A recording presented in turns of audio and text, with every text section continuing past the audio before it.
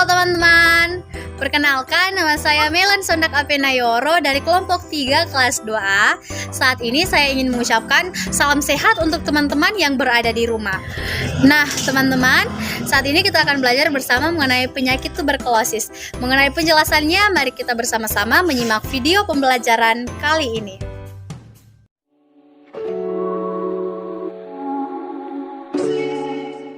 Tuberkulosis atau TBC adalah penyakit yang disebabkan oleh bakteri Mycobacterium tuberculosis. Nah, bakteri ini biasanya menyerang tubuh manusia, terutama pada paru-paru. Baik teman-teman, saat ini kita masuk dalam gejala-gejala TBC yang umumnya yang sering muncul.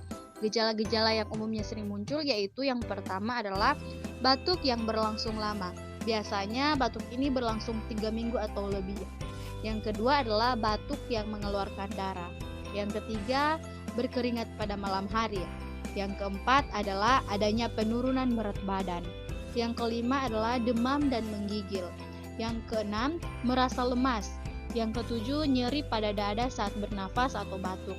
Dan yang kedelapan adalah adanya tidak nafsu makan.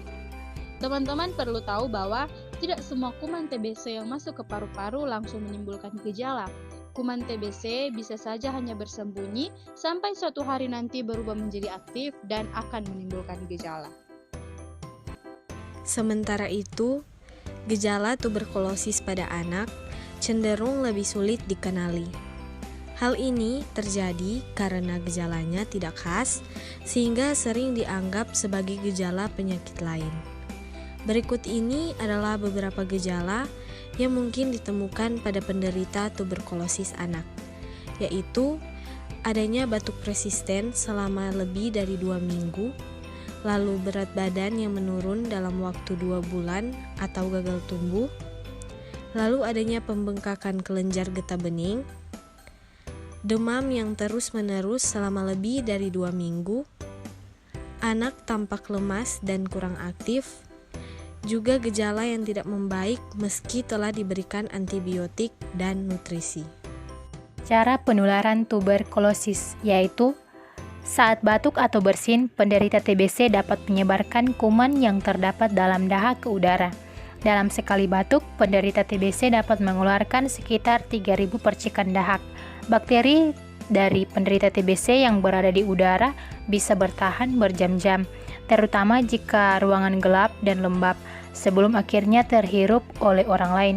Umumnya penularan terjadi dalam ruangan di mana percikan dahak berada dalam waktu yang lama. Orang-orang yang berisiko tinggi terkena penularan TBC adalah mereka yang sering bertemu atau berdiam di tempat yang sama dengan penderita TBC, seperti keluarga, teman sekantor atau teman sekelas. Meskipun demikian, pada dasarnya penularan TBC tidak semudah yang dibayangkan.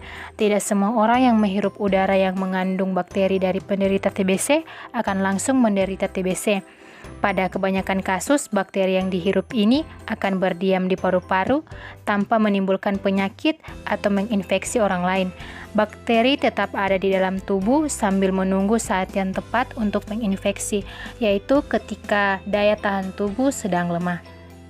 Penyebab penyakit tuberkulosis atau yang biasa dikenal dengan TBC adalah infeksi bakteri Mycobacterium tuberculosis di paru-paru. Penularan tuberkulosis terjadi ketika seseorang menghirup udara yang terkontaminasi bakteri tuberkulosis. Bakteri dikeluarkan oleh penderita TBC saat batuk dan bersin dalam bentuk droplet atau percikan lendir. Penting untuk diketahui bahwa orang yang terinfeksi bakteri Mycobacterium tuberculosis bisa saja tidak langsung menularkan bakteri pada orang lain. Hanya orang dengan penyakit TB paru aktif saja yang dapat menyebarkan bakteri tersebut kepada orang lain. Selanjutnya, langkah-langkah pencegahan TBC. Nah, ada beberapa tips untuk meminimalisir risiko penularan TBC dengan tindakan-tindakan pencegahan TBC seperti yang pertama, hindari kontak langsung. Nah, menghindari kontak langsung dengan penderita TBC adalah salah satu hal terpenting dalam pencegahan TBC.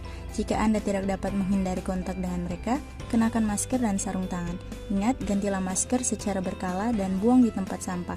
apabila Anda yang menderita TBC, hindari tempat-tempat yang ramai supaya Anda tidak menyebarkan penyakit ini kepada orang lain. Nah, yang kedua, konsumsi makanan bergizi. Salah satu langkah pencegahan TBC lainnya adalah menerapkan hidup sehat dengan mengonsumsi makanan sehat dan istirahat yang cukup. Konsumsilah makanan yang mengandung vitamin C untuk meningkatkan kekebalan tubuh.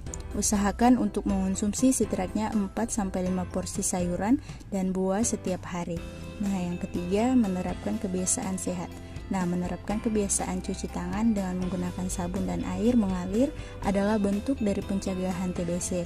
Selain itu, saat batuk atau bersin, sebaiknya tutup mulut dan hidung Anda dengan tisu. Langkah ini memang sederhana, namun sangat penting agar Anda tidak menularkan penyakit kepada orang lain. Nah, yang keempat, rajin berolahraga. Usahakan untuk melakukan olahraga setiap hari. Tak perlu olahraga yang berat. Anda cukup melakukan jogging selama 45 menit dengan melakukan olahraga. Sirkulasi darah menjadi lancar sehingga dapat meningkatkan kekebalan tubuh Anda dan terbebas dari segala penyakit seperti TBC. Selanjutnya, yang kelima, memiliki ventilasi yang memadai. Bakteri penyebab TBC dapat menyebar lebih mudah dalam ruangan yang kecil dan tertutup karena tidak ada sirkulasi udara. Jika ventilasi di rumah kurang memadai, cobalah untuk membuka jendela supaya kualitas udara di dalam rumah menjadi baik dan sinar matahari juga bisa masuk ke dalam rumah. Yang keenam, minum obat secara teratur. Jika Anda yang menderita TBC, minumlah obat yang diresepkan dokter secara teratur. Penderita TBC yang tidak mengonsumsi obat dari dokter atau mengonsumsinya secara sembarangan akan memberikan kesempatan bakteri TBC untuk berkembang menjadi resisten terhadap obat. Bila sudah begitu, kemungkinan Anda untuk sembuh menjadi semakin sulit. Yang ketujuh, vaksin BCG. Ini merupakan langkah pencegahan TBC paling dini yang bisa Anda lakukan pada anak. Jangan lewatkan pemberian vaksin BCG agar anak Anda memiliki kekebalan terhadap bakteri penyebab TBC. Beberapa fase infeksi TBC. Ada dua kondisi yang mungkin terjadi ketika seseorang menghirup udara yang mengandung bakteri TB, yaitu TBC laten dan TBC aktif. Berikut ini penjelasannya. Yang pertama, TBC laten. Fase laten terjadi ketika tubuh sudah didiami bakteri TB, namun sistem kekebalan tubuh sedang baik sehingga sel darah putih dapat melawan bakteri. Dengan demikian, bakteri tidak menyerang dan tubuh tidak terinfeksi TBC. Anda pun tidak mengalami gejala-gejala penyakit TBC dan tidak berpotensi menulari orang lain. Meski begitu, bakteri dapat aktif dan menyerang Anda kembali sewaktu-waktu, terutama saat sistem kekebalan tubuh sedang melemah. Meskipun dalam kondisi laten, Anda sebaiknya tetap memeriksakan diri ke dokter guna mendapatkan pengobatan tuberkulosis. Apabila seseorang yang sedang berada pada fase TBC laten tidak mendapatkan pengobatan, maka ia beresiko lebih tinggi untuk mengalami infeksi TB aktif.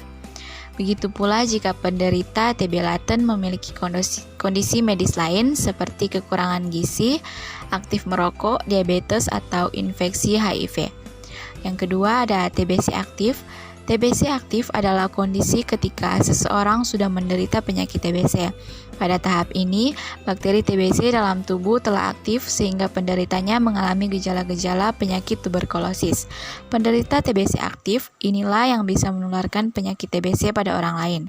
Oleh karena itu, penderita TBC aktif disarankan untuk mengenakan masker, menutup mulut ketika batuk atau bersin, dan tidak meludah sembarangan.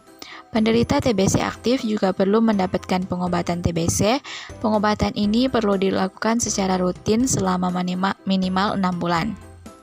Pengobatan yang tidak selesai atau berhenti di tengah jalan dapat mengakibatkan kekebalan bakteri terhadap obat TB atau disebut juga TB MDR. Nah teman-teman, tadi adalah penjelasan mengenai penyakit tuberkulosis. Saya harap dengan penjelasan tadi, teman-teman yang ada di rumah dapat mengerti dan boleh menambah pemahaman teman-teman yang ada di rumah tentang penyakit tuberkulosis. Baiklah, sekian untuk kelompok kami. Saya dan anggota kelompok ingin mengucapkan terima kasih banyak dan salam sehat untuk kita semua.